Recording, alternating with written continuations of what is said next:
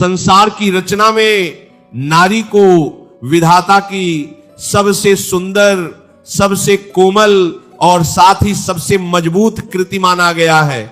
एक महिला का जीवन जन्म से लेकर अंत तक त्याग, समर्पण और प्रेम की एक अनवरत यात्रा होता है।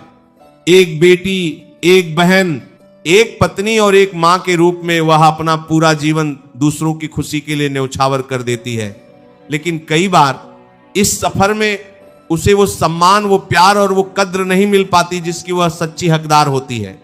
उसे ताने सुनने पड़ते हैं, अपनों से धोखा मिलता है, उसकी भावनाओं को नजरअंदाज किया जाता है और वह अक्सर अकेले में बंद दरवाजों के पीछे अपने आंसू बहाती है।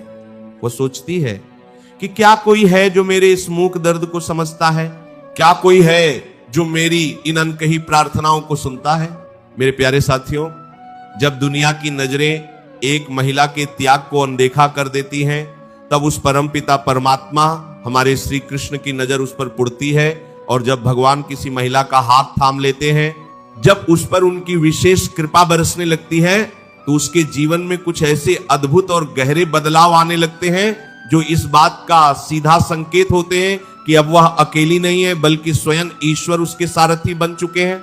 सबसे पहला और सबसे बड़ा संकेत जो एक महिला के जीवन में ईश्वर की कृपा को दर्शाता है, वह है उसके भीतर एक अकल्पनीय और अडिग शांति का आना। हम सभी जानते हैं कि एक महिला का मन बहुत चंचल और भावुक होता है। परिवार में जरा सी अनबन हुई, बच्चों को कोई परेशानी आई या किसी रिश्तेदार ने कोई कड़वी बात कह दी, तो वह बहुत जल्दी विचलित हो जाती है, रातों की नींद गंवा बैठती है। लेकिन जब भगवान की कृपा होती है तो आप देखेंगे कि उस महिला के स्वभाव में एक ऐसा ठहराव आ जाता है जैसे किसी गहरे समुद्र का शांत जल। बाहर चाहे कितनी भी बड़ी आंधी क्यों न चल रही हो, परिवार में चाहे कितने भी क्लेश क्यों ना हो, वह अपना मानसिक संतुलन नहीं खोती। जो बातें पहले उसे हफ्तों तक रुलाती थी, अब वो बातें उसे छू भी नहीं पाती। वह हर परिस्थिति में मुस्कुराना सीख जाती है। यह कोई साधारण बात नहीं है। यह शांति बाजार में बिकने वाली कोई वस्तु नहीं है, बल्कि यह इस बात का प्रमाण है कि भगवान ने उसके हृदय में अपना वास बना लिया है और उसे यह समझा दिया है कि यह संसार नश्वर है, यहां का हर सुख दुख क्षणभंगुर है।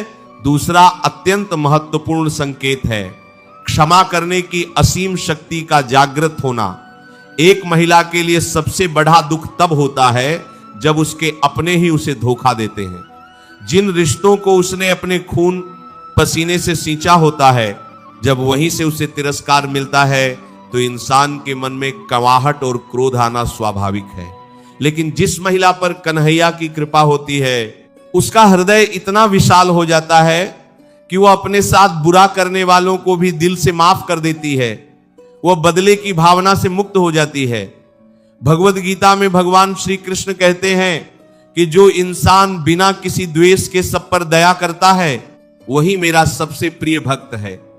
ईश्वर की कृपा से वह महिला यह समझ जाती है कि जो लोग उसे दुख दे रहे हैं, वे तो बस उसके किसी पुराने कर्म का हिसाब पूरा करने आए हैं। वह उन लोगों से मोह भंग कर लेती है और अपना सारा प्रेम, अपनी सारी उम्मीदें केवल और केवल ईश्वर के चरणों में समर्पित कर देती है। आप देखेंगे कि जो देवरानी, जेठानी या रिश्तेदार उसे कल तक ताने मारते थे, वह आज भी उनके लिए उसी प्रेम से भोजन बनाती है, क्योंकि अब वह उन इंसानों के लिए नहीं बल्कि हर जीव में बसे परमात्मा के लिए काम कर रही होती है। तीसरा संकेत जो भगवान की उपस्थिति को सिद्ध करता है, वह है दिखावे और भौतिकतावादी दुनिया से उस महिला का विरक्त होना।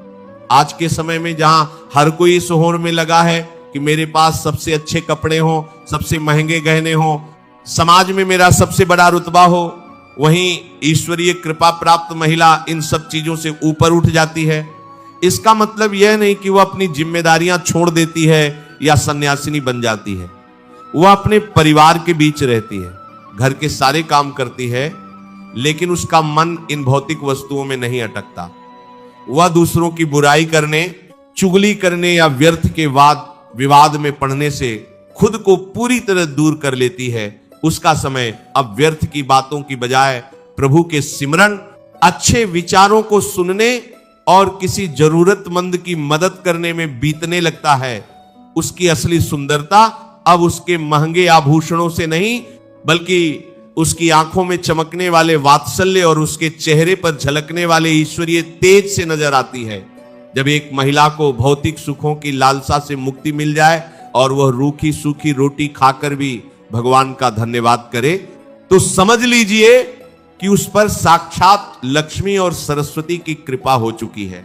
इसके अलावा जब भगवान किसी महिला पर अपनी कृपा दृष्टि डालते हैं तो उसकी छठी इंद्रिय यानी उसका अंतर्ज्ञान, इंट्यूशन बहुत ही शक्तिशाली हो जाता है। एक मां और एक पत्नी के रूप में महिलाओं में ये शक्ति प्राकृतिक रूप से होती है, लेकिन ईश्वर की कृपा इसे कई गुना बढ़ा देती है।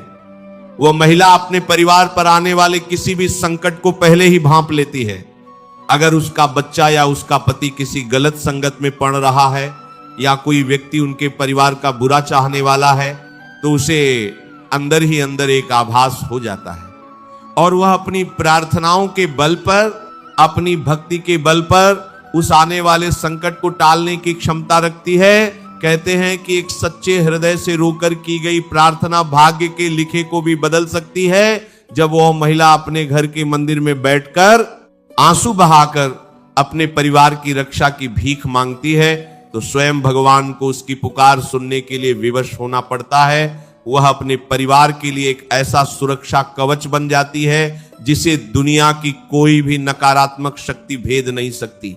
एक और बहुत बड़ा और स्पष्ट संकेत यह है कि संकट के समय में वह महिला पूरे परिवार की सबसे बड़ी ताकत बनकर उभरती है।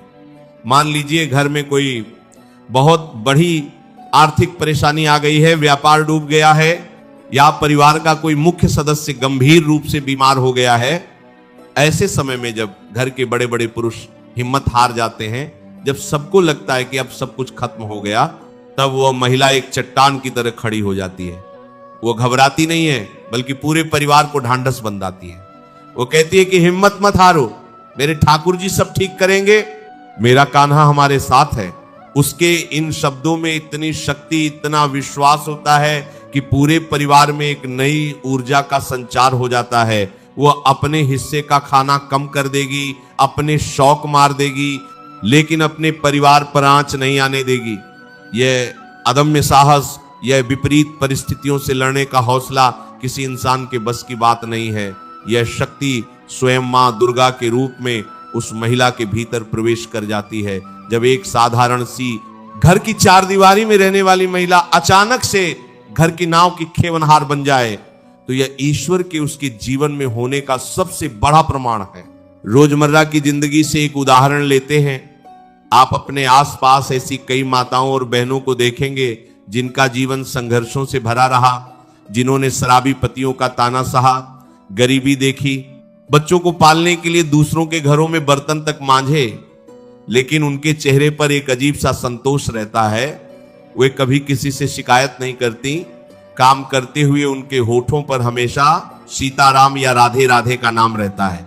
यही है ईश्वरीय कृपा। भगवान ने शायद उन्हें धन नहीं दिया, लेकिन भगवान ने उन्हें वह शक्ति दे दी है जो बड़े बड़े धनवानों के पास भी नहीं है, संतुष्टि और धैर्य की शक्ति।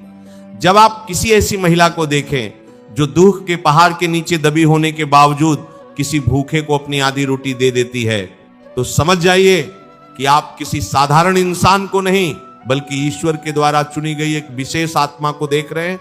ईश्वर की कृपा का एक और अत्यंत सूक्ष्म संकेत है उस महिला की आंखों से बहने वाले प्रेम के आंसू। पहले वो अपने दुखों के लिए रोती थी, अपनी किस्मत पर रोती थी, लेकिन जब भगवान का हाथ उसके सिर पर होता है तो उसके आंसू अपने स्वार्थ के लिए नहीं बहते।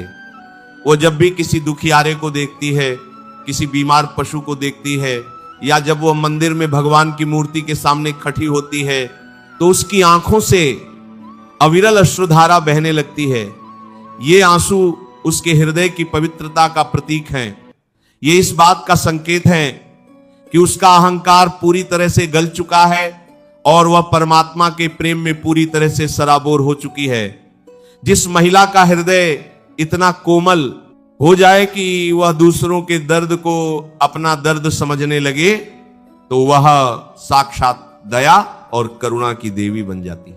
प्यारे साथियों, हमारे धर्म ग्रंथों में बार बार यही कहा गया है कि जिस घर में नारी का सम्मान होता है वहां देवताओं का वास होता है। जब भगवान किसी महिला को चुनते हैं और उस पर अपनी कृपा करते हैं तो वे केवल उस महिला का जीवन नहीं संवारते बल्कि वे उसके पूरे कुल का, उसकी आने वाली पीढ़ियों का उद्धार कर देते हैं। एक धर्मपरायण, ईश्वर भक्त और धैर्यवान महिला अपने बच्चों में ऐसे संस्कार डालती है जो समाज के लिए एक मिसाल बन जाते हैं। वो अपने परिवार को तो स्वर्ग बनाती ही है, साथ ही जो भी इंसान उसके संपर्क में आता है वह उसके सकारात्मक और आध्यात्मिक प्रभाव से अछूता नहीं रह पाता। इसलिए यदि आप एक महिला हैं और आप अपने जीवन में इन संकेतों को महसूस कर रही हैं, यदि आपको अब दुनिया के तानों से फर्क नहीं पड़ता, यदि आपने लोगों को माफ करना सीख लिया है, यदि आपका मन अब दिखावे से ज्यादा ईश्वर के चरणों में लगता है और यदि भारी दुखों के बीच भी आपके अंदर एक रहस्यमयी शांति बनी रहती है तो कभी खुद को बेचारी या कमजोर मत समझना। यह सब आपकी परीक्षा और आपके शुद्धिकरण का हिस्सा था। अब ईश्वर ने आपकी डोर अपने हाथों में ले ली है। आपकी तपस्या, आपके वे आंसू जो आपने अकेले में बहाए थे, वे सब भगवान ने अपने पास सहेज कर रख लिए हैं और अब वो आपको उसका प्रतिफल दे रहे हैं।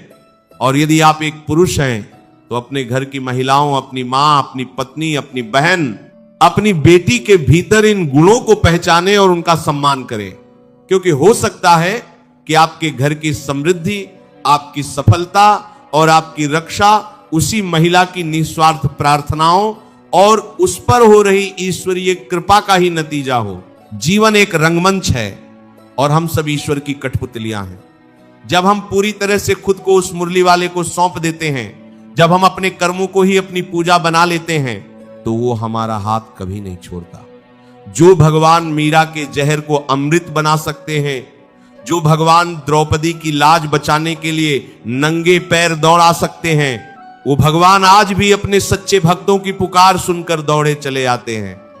बस जरूरत है तो उस निष्कपट प्रेम और अटूट विश्वास की।